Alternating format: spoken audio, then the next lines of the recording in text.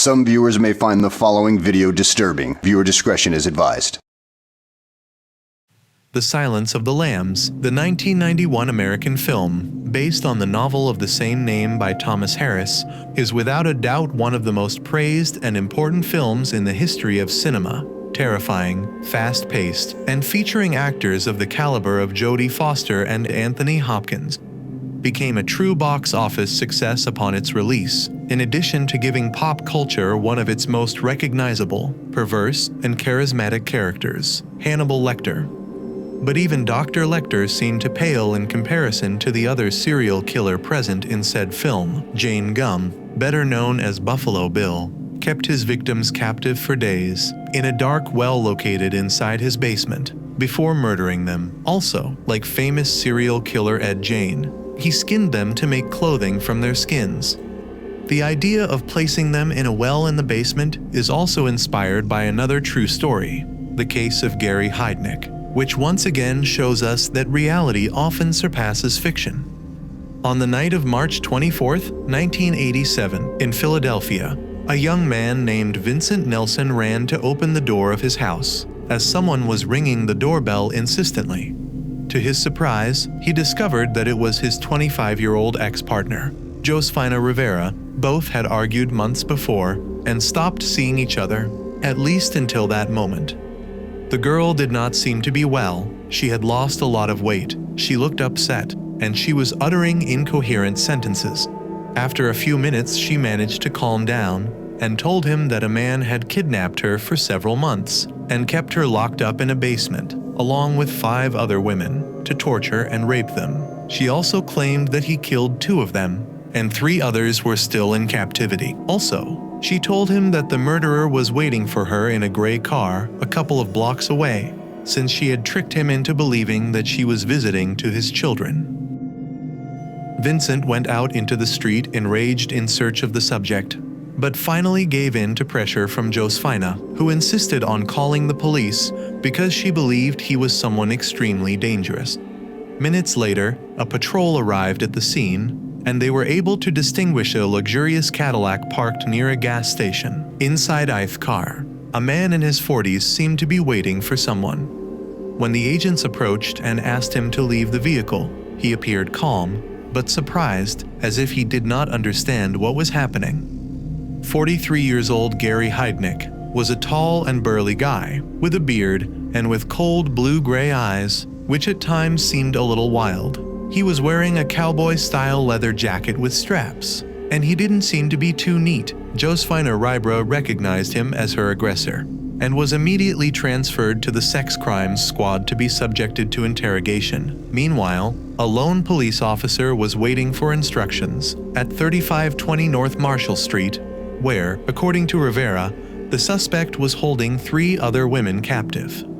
The house seemed abandoned, and piles of rubble and garbage accumulated outside. At 4:30 in the morning, several reinforcements arrived with the search warrant and began to force the door of Gary Heidnik's residence. Upon entering, the agents were stunned. The house seemed to be in ruins, but the walls were papered with hundreds of coins and $1 and $5 bills. That was as disconcerting as the unbearable stench that invaded the hallway. However, they decided to immediately go to the basement, where Rivera said that he kept the captives. Once they descended into the basement, they shined their flashlights and could see 2 half-naked black women who were lying on a dirty mattress and chained by their ankles to a pipe. When they glimpsed the lights, they began to scream hysterically. The police had to calm them down and convince them that they would not harm them, and it was then that they began to point with their fingers towards a pile of sandbags that were in one of the corners. The agents removed them and discovered a wooden plank on the floor. When they lifted it, they found a 3rd woman alive, in fetal position, inside a small, wet hole. The 3 young women were quickly sent to a hospital, where they were able to stabilize them. In addition to being traumatized, they were malnourished, dehydrated, and showed multiple wounds due to the torture to which they had been subjected by their captor. Inside the kitchen oven, where a particularly unpleasant stench was perceived, the police found charred human ribs, and in the refrigerator, a woman's arm and part of her legs. According to Josefina Rivera, Gary Heidnik was feeding them for weeks with human remains, mixing them with dog food. In addition, the murderer had abandoned another body in a wooded area of New Jersey, which was found shortly after by the authorities.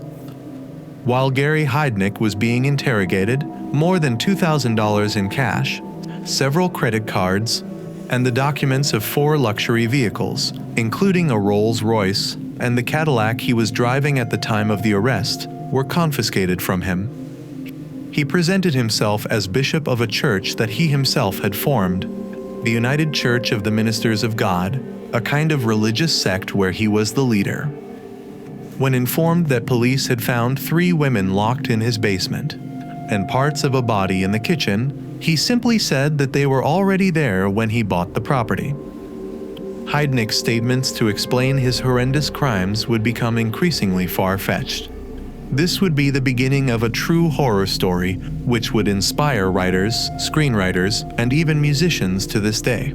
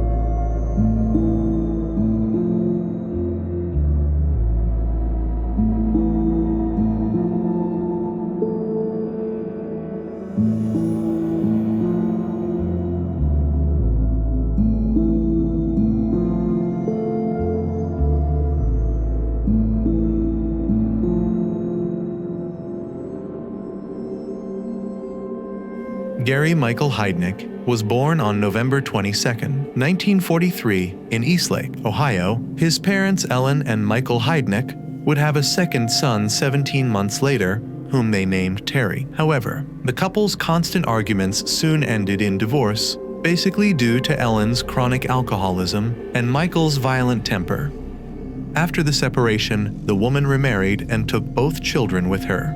But in 1950, the children were sent to live with their biological father, who had also remarried. Michael was a heavy drinker and an extremely violent man, who very soon he turned all his sadism against his own children, at first hitting both boys equally. But soon he developed a predilection for mistreating and humiliating Gary. He suffered from urinary incontinence since he was little, and his father used to punish him when he wet himself while slept, hanging his dirty sheets out of the apartment window so that the whole neighborhood would find out.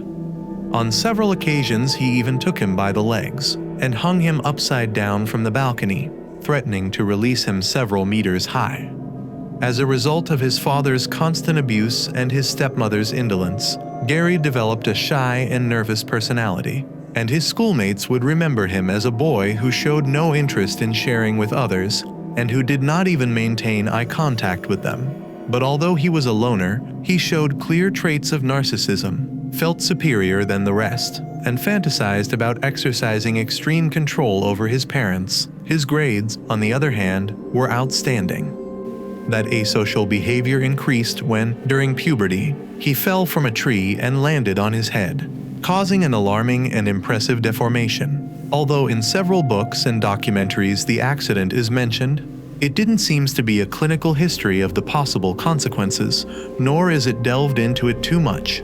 The only thing that stands out is the fact that, apparently, he did not suffer brain damage that would affect his cognitive abilities. What's more, several sources highlight that his IQ oscillated between 130 and 148. Even after the accident, the lump on his skull took several years to disappear, during which time he was the object of cruel ridicule by his schoolmates, who laughed at him constantly. At the age of 13, he began to show a particular interest in everything related to military life. He read war books and dressed like a uniformed man until a year later, he left school and entered the military academy in Virginia, where he earned exceptionally high grades. But after 2 years and just days away from getting a promotion, he left the academy without giving any explanation. He had spoken with psychologists and psychiatrists and stated that he had mental problems, but he did not receive any treatment. At only 16 years old, Gary had already tried to kill himself on several occasions, and somehow he knew that he was not right in the head. His younger brother Terry, who was also a suicidal boy, had been admitted to several psychiatric hospitals. Gary returned to his father's house and went back to school for a while, but finally decided to enlist in the army in October 1961, with 18 years of age. Although at first his superiors realized that he was an intelligent young man, and apparently qualified to perform various functions within the institution, they soon changed their minds, since Gary behaved erratically, said that his vision was blurry, and suffered from constant dizziness and headaches. At the same time, he insisted on breaking the rules, such as when he began lending money with interest to other recruits. Over the course of a year, he was sent at least 20 times for different psychiatric evaluations. Finally, in 1963, he was discharged from the United States Army and was granted a lifetime disability pension, which amounted to $2,000 a month. After leaving the Army, he dedicated himself to investing his savings in the stock market, obtaining excellent results. Much of his adolescence had been dedicated to reading specialized financial newspapers. In a few years, he achieved considerable fortune. From a very young age, Gary had aspired to be a millionaire, but he had no interest in spending money in a conventional way. He was not interested in traveling, or having a certain social status, or in giving himself great luxuries beyond his vehicles and a gold Rolex that he usually carried with him, lived in a pigsty, bought cheap clothes, and ate fast food. He basically associated with homeless people, drug addicts, and prostitutes of African descent, especially those who showed a certain mental retardation. In this way, he could easily manipulate them. More than money, what Gary wanted was to exercise absolute control over people. He would look for vulnerable women, approach them, and offer them food, clothing, or a few dollars to accompany him home for a couple of days. Once there, he had consensual sexual relations with them. But that was not all. He also liked to hit them, humiliate them, or deprive them of food at the same time. He gave them wigs, jewelry, or luxurious dresses as compensation, all of them. The victims, confused by these random displays of cruelty and generosity, did not report it. And Gary, in addition to being perverse, was also tremendously manipulative, objectified his victims, and felt a mixture of desire and contempt for them. Holding them captive and doing whatever he wanted with them reaffirmed his sense of superiority and stimulated him sexually. In fact, he had sexual relations 4 times a day with different women. In 1971, Ellen, Gary's mother, committed suicide after suffering from a painful cancer.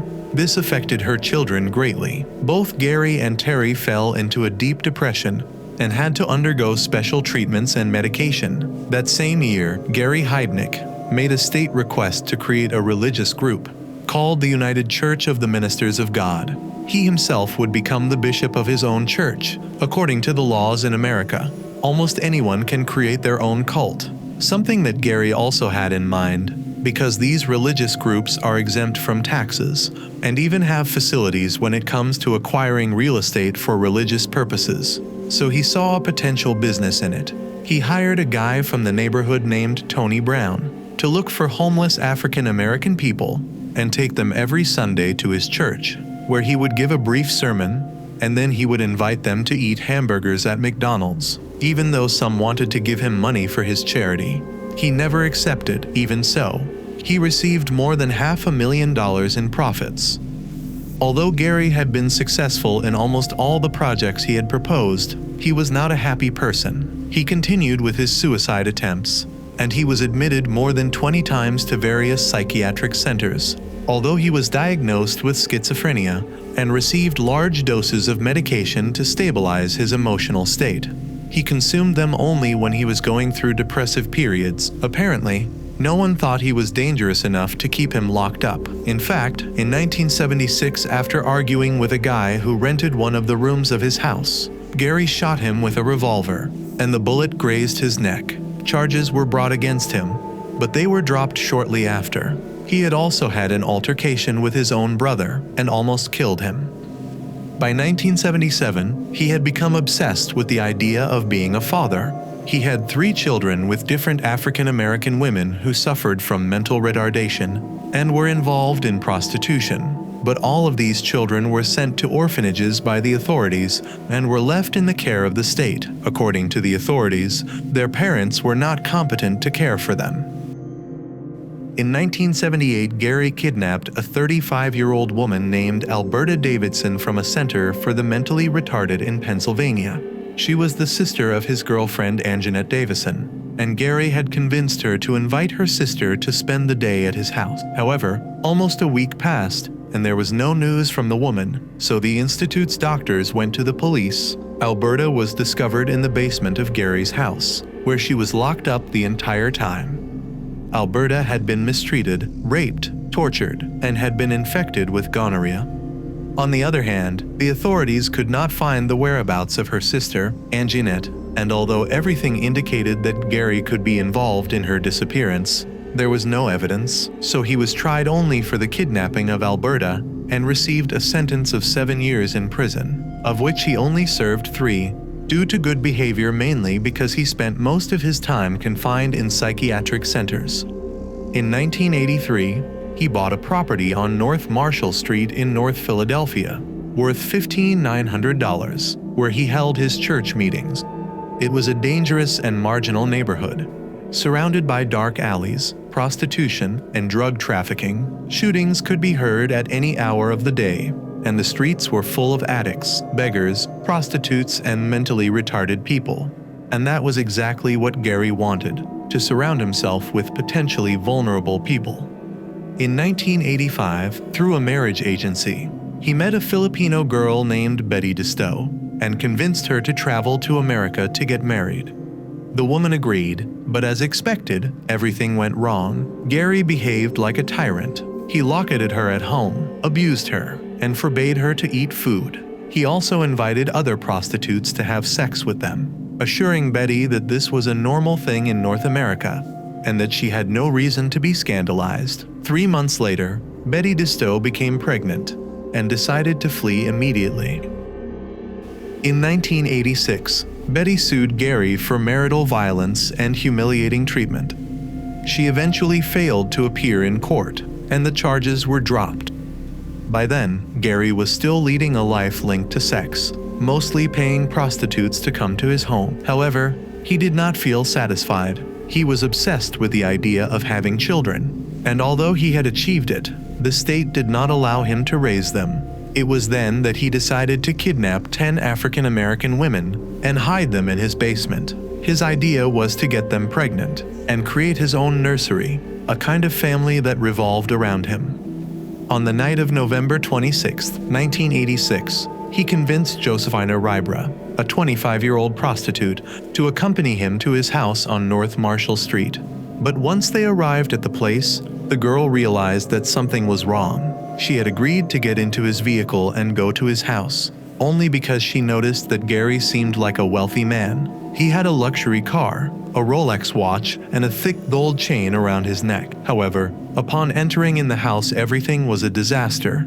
The man asked her if she wanted to watch pornographic or horror movies, but she refused. They had sexual relations, and when the woman was about to leave, Gary grabbed her by the neck and began to strangle her. Josefina understood that she would achieve nothing by trying to escape, and promised that she would do whatever he wanted if he spared her life. The man released her, put handcuffs on her, and took her directly to the basement of the house. Gary had adapted the place to transform it into an improvised dungeon. It was a dark, damp, and cold place, although it had some small windows at the top, which were conveniently covered with boards. The walls were soundproofed with sandbags, and the house in general looked like a prison, with bars on the windows, iron doors, and high walls topped with barbed wire. He pushed the young woman onto a dirty mattress and put shackles on her ankles, which were joined to a chain surrounding a pipe, then sat down next to it, rested his head on her lap, and fell asleep. Josefina was terrified, but she couldn't do anything about it. The guy was taller and had a strong build, and trying to attack him would be useless. The girl was a victim of rape during the following days, but perhaps what disturbed her the most was the fact that her captor was digging a hole in one of the corners of the basement. She would later confess that she was sure that the man would murder her and bury her body right there. The next day, and taking advantage of the fact that she was alone, the young woman decided to escape. She took an old pool cue and pried a plank that covered one of the windows. The chain on her ankles was long enough to get outside of the house, so she climbed on a box and slid through the opening. She managed to access the patio of the property and began to scream for help. Unfortunately, only Gary was able to hear her. He dragged her back to the basement by pulling the chain and gave her a tremendous beating, and later placed her in the small hole that he had dug, covering it with a wooden board and several sandbags. That was the cruel punishment that he had planned to exercise on all the women he was going to kidnap. So they obey his orders. It was cool. It was like a little drizzly. It was cold. It was in November, so the end of November, so it was really cold and chilly and damp. He was tall. You could see that he was tall in the car. He had dark brown eyes and brown hair. He didn't seem to be anything out of the ordinary.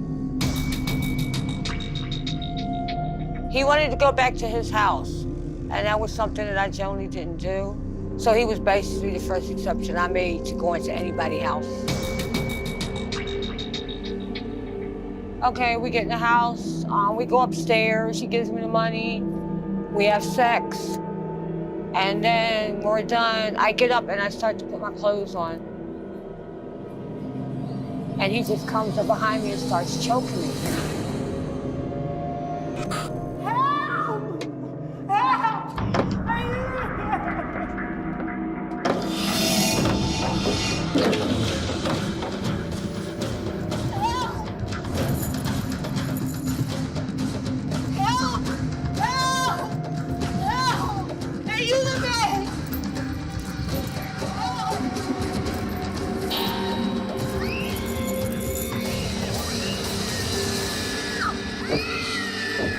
Trying to get me to fit into this hole.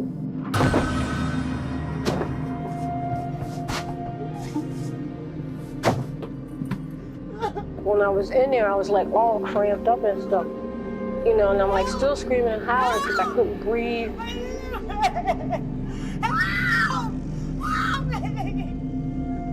Eventually, he came back downstairs and pulled me out of the hole, like by my hair, you know, and pulled me up and started beating me with the stick.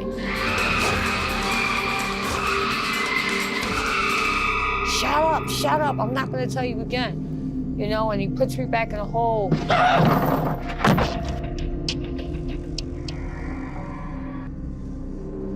3 days later, Gary went down to the basement with a new captive, 25-year-old Sandra Lindsay.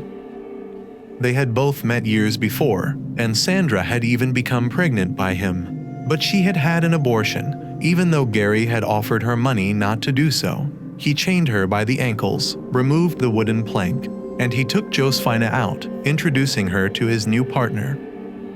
They were both terrified while Gary told them that he would soon bring more women. The next morning, Sandra Lindsay's relatives arrived at Gary's home, as they knew that they had been dating years before, but they did not receive a response. They notified the police, but an error in the transcription of the suspect's last name made it impossible that the research will prosper.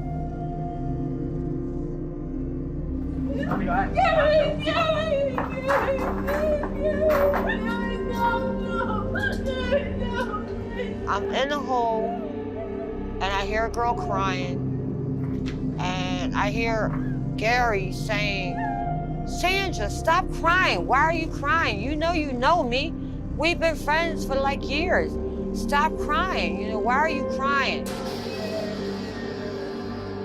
It's like, well, this is Sandra, this is Nicole.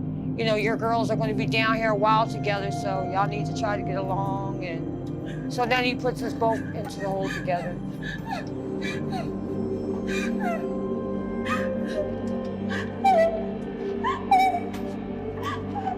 Sandra Lindsay had been to his house on several occasions for these so-called religious services on Sunday. Her mother and her sister actually went to 3520 North Marshall Street, knocked on the door, got no response. You took the police there We to the took house? them there. To the Marshall Street house? To the Marshall Street house. And what did the police do? When they got there, they knocked on the door. He has radio on, television on. He was there? Blasted.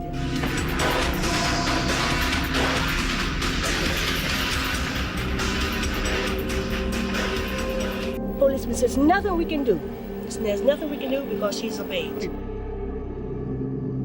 On December 23rd, 19 years old Lisa Thomas would become Gary's third captive. On January 2nd, he would kidnap 23 years old Deborah Dudley. And on the 18th of that same month, 18-year-old Jacqueline Askins would suffer the same fate. He sexually abused all of them, subjected them to beatings, and denied them food or water for days. If they disobeyed his orders, he put them without clothes in the well as punishment.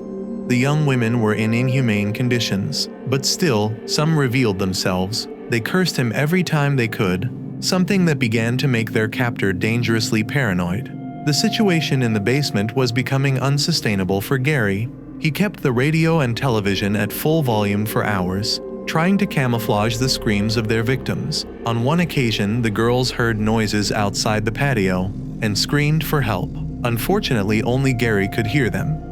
He decided to take a screwdriver and insert it into the captives' ears to break their eardrums, so that this way they were unable to hear if anyone approached the property. Sandra Lindsay, Lisa Thomas, Deborah Dudley, and Jacqueline Askins were left partially deaf after the brutal attack. For some reason, he didn't hurt Josephina Rybra. It was a fact that Josephina received certain preferential treatment. So the other girls began to suspect her. Even though she was in the same situation, sometimes Gary would take out her chains and allow her to go to the bathroom to take a shower before he took her to his room and had sexual relations. The rest he simply raped them in the basement, where with luck they had a bucket to relieve themselves. Nothing was working. I was trying to find something that worked that would make them shut up to stop so I could stop Progressive talking. kind of infliction of pain on these women. I was trying to find something that would make them behave. But it was painful to them. I hope so. He started taping our mouth up, taking screwdrivers, digging it through our ears.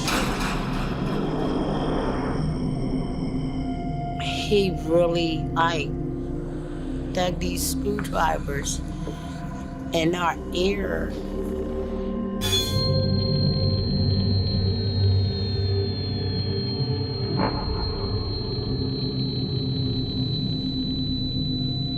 You know, you would think from all the screaming, he took us to or something, like somebody would hear us, but you realize you got tape around your mouth, like, who's gonna hear you cry? And the only one there to hear you cry is God. There's nobody else to hear. Gary's sadistic behavior was evident in how he enjoyed torturing them, raping them, and subjecting them to all kinds of humiliation. Not only did he beat them, but he forced them to attack each other. Sandra Lindsay was the one who showed the most resistance to the commands and abuses of her captor. At one point, she made him so angry that Gary tied her wrists to a hook in the ceiling and left her hanging for a week without giving her anything to eat. On February 7th, 1987, Lindsay was dying of hunger when Gary went down to the basement, and seeing her dying, he decided to feed her.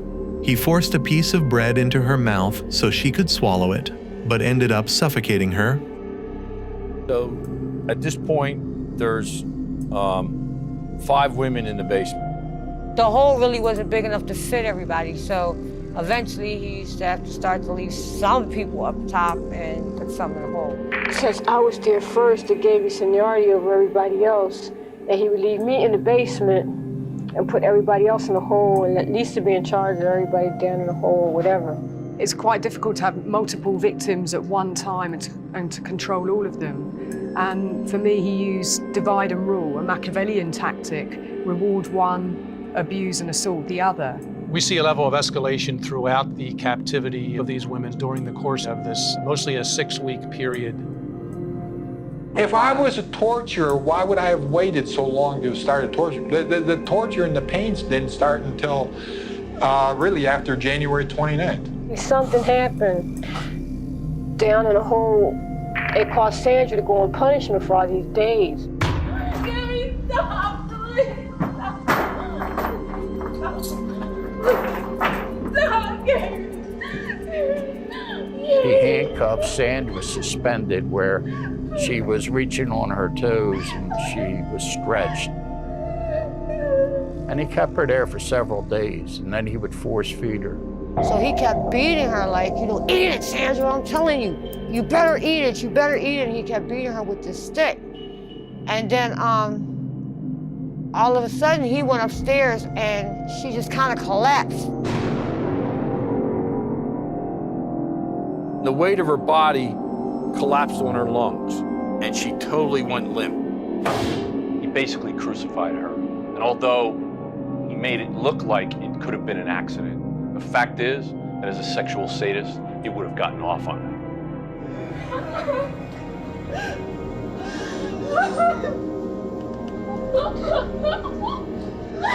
I was just brokenhearted since Sandra had been there from the beginning. We were all very upset about that.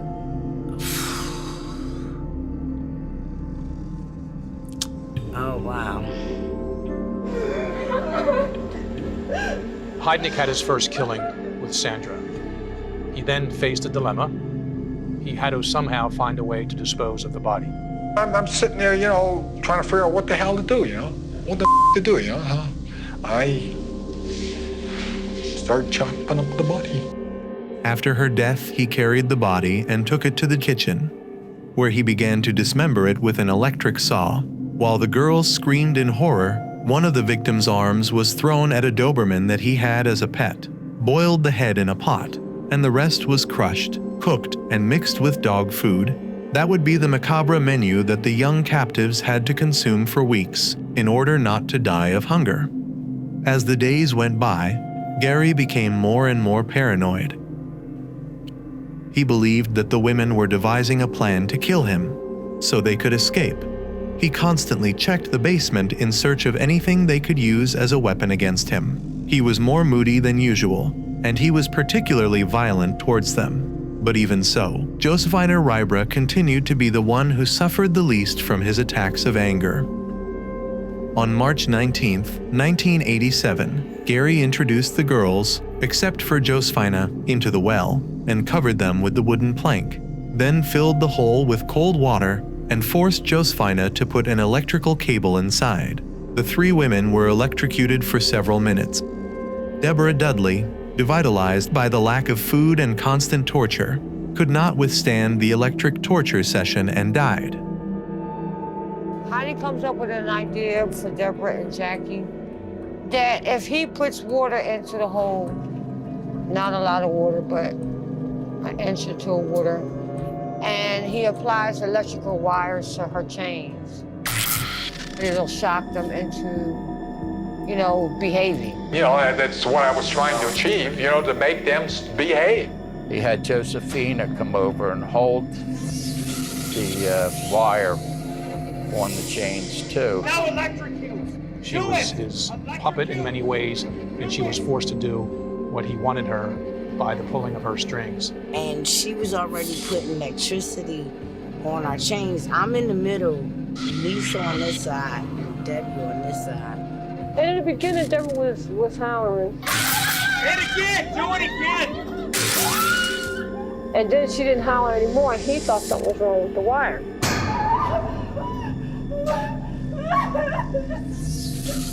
And I screamed like, hey, something wrong with Debbie, like something wrong with Debbie. Debbie did. And he was like, picks her up like by her hair, back of her head and something. He's like, yeah, he's right, she's dead. And now he's like now all my troubles are over with. Now I can get back to having a peaceful basement. After removing the body from the hole, he unchained Josefina and asked her to accompany him to dispose of it. He drove to a remote part of New Jersey, and they abandoned Deborah's body in a wooded area. Shortly after, Gary forced Josefina to sign a document where she confessed to having helped him in the murder to prevent the girl from abandoning him. Josefina signed the contract, although she was perfectly aware that this wasn't legal. Josefina was just waiting for the right moment to escape and ask for help. She knew that to do so, gaining the trust of her captor was essential. As the days went by, Josefina seemed to have accomplished her mission. Gary invited her to the movies, take her out to eat at restaurants, and she could even sleep with him in his room when he was in a good mood. Evidently, all these freedoms were relative. He constantly threatened to kill her. On the other hand, both Lisa Thomas and Jacqueline Askins were sure that both had a relationship and that they could not trust any of them. It was Josefina herself who introduced him to the sixth woman to be kidnapped, Agnes Adams, a 24-year-old girl. Josefina knew her well, since they had both worked in a strip club. Gary must have felt quite grateful after Josefina's gesture. After all, she had helped him get a new victim. For almost 4 months, the girl had been submissive to all his demands, and even hit the other captives when he told her to. That same night, March 24th, Josefina asked him if she could visit her children, even if it was just for a few minutes. Surprisingly, Gary agreed. Gary left her near a gas station, and Josefina, instead of going home, ran to her ex-boyfriend's house and asked for help. This nightmare would end thanks to her survival instinct. Gary Heidnik would be charged with murder, kidnapping, rape, false imprisonment, assault, criminal inducement, and possession and abuse of a corpse. The trial was held on June 20th, 1988, at City Hall in Philadelphia, and the media were fighting to take photographs of the accused and the 4 survivors.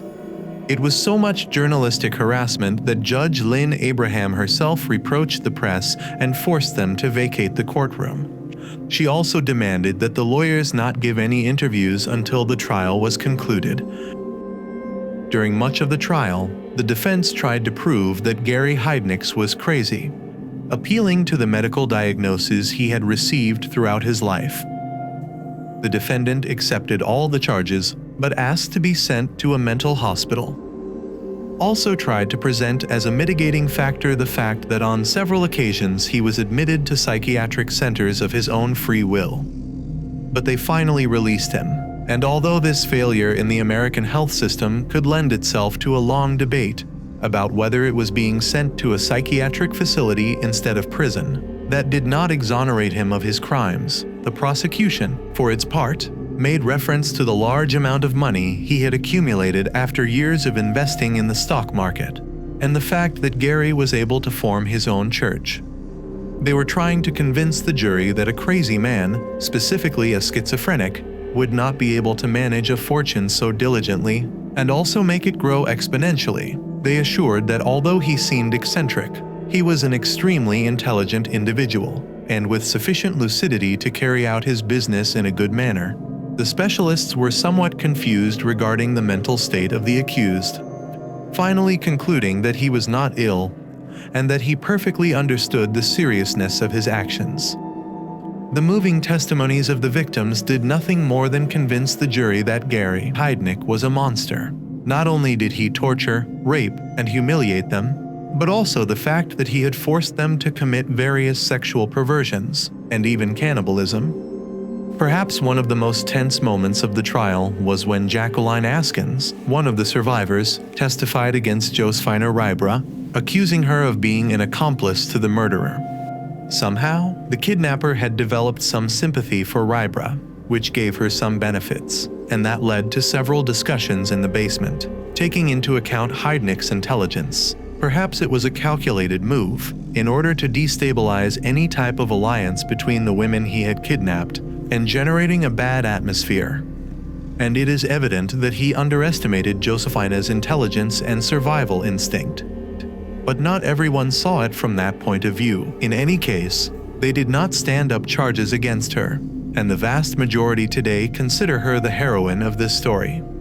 Gary Heidnik was found guilty of all charges on July 1, 1988, and sentenced to 120 years in prison, and 2 death sentences for the first-degree murders of Sandra Lindsay and Devoren Dudley. Since the night of March 24, 1987, when Gary Heidnik was arrested, he became the favorite target of the other inmates. In fact, not 24 hours passed before his nose was broken with a blow. As the days went by and the abominable details of his crimes were leaked in the press, the situation became even more complex, since many wanted to see him dead, which is why he spent a large part of his stay behind bars alone. He would be executed by means of the lethal injection on July 6, 1999, at Rock and State Correctional Institute in Pennsylvania, at the age of 55. Gary Heidnik's psychological profile is disconcerting. He was a cruel, cold, and unpredictable killer, and if he was really sane, then he feigned insanity throughout his whole life, as he was diagnosed as schizophrenic on numerous occasions and even received medication. In fact, he showed several symptoms of this disease long before he was arrested. He claimed to hear the voice of God, suffered from delusions, and neglected his personal hygiene. On the other hand, he was classified as a financial genius, and he was an expert manipulator who looked for the most vulnerable victims to take advantage of them. Although he had the ick of a genius, he surrounded himself with people with a certain mental retardation to feel superior. Something that can also give us an idea of his low self-esteem and insecurity. It is likely that he felt threatened when interacting with other people with average intelligence. Money also made him feel a step above the rest. At first, it was said that Heidnik attacked only African American women because he was racist. The curious thing is that in all his official documents, he described himself as an African American man. The big question is whether he somehow really perceived himself that way, or was it another of his eccentricities? Perhaps the blow to the head he received as a child, which even deformed his skull, influenced his behavior in some way, and damaged his brain irreversibly. The suicidal tendencies of his family could also be an indicator of mental disorders, although specialists have been categorical in ensuring that they depend on genetic and environmental factors, and that although there may be a predisposition, they are not necessarily heritable. In an interview on television, viewers were able to see Gary Heidnik more closely. He seemed like a somewhat accelerated individual, but with a cold and penetrating gaze. When talking about his crimes, he simply minimized them, as any psychopath would certainly do. He is one of the most enigmatic and twisted personalities in American crime history. An experience they hope will help them get into the mind of other ferocious criminals and torturers. How much verbal exchange did you have with the girls down there in the basement? At first, I tried to make it nice, right? How did you do that, Gary? I was holding parties here, for one thing. I had a Christmas party and a New Year's party. Heidnik told agents Douglas and Ray that he had a routine for the women he held captive in his basement.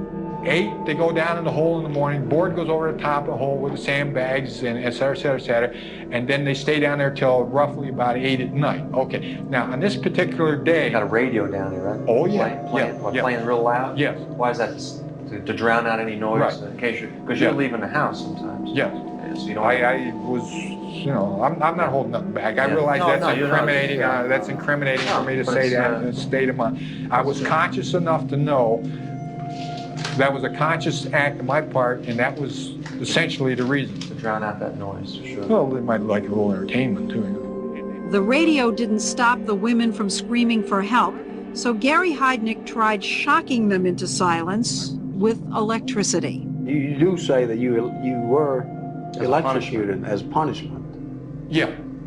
And you did that systematically for some time. No.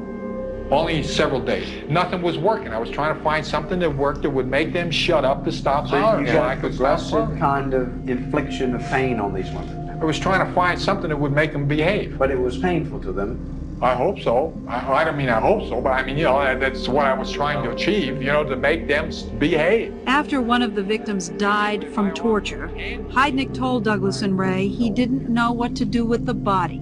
I'm sitting there, you know, trying to figure out what the hell to do, you know? What the to do, you know?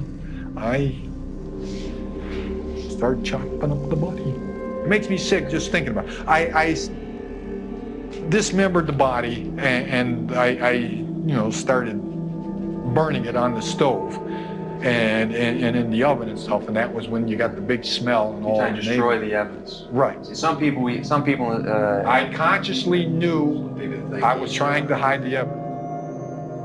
Well, we get to the end. If you like this video, consider leave your like, subscribe, and share it. This would help me a lot to continue uploading this type of content. Also, leave a comment, and I will try to read and respond to all of them, as I want to learn how to produce better content. See you in the next video.